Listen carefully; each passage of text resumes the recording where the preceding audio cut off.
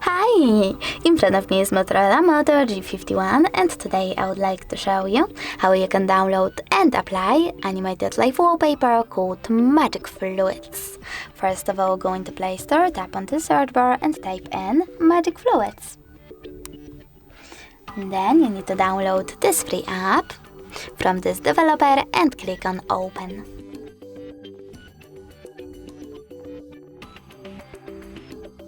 Over here, click on those three dots at the bottom right corner, select Settings and tap on I accept.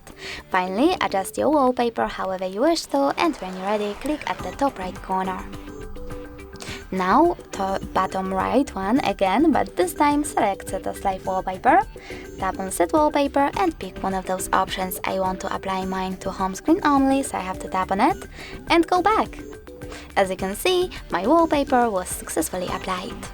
Thanks so much for watching. If you enjoyed this video, smash that like button, comment and definitely subscribe. Bye!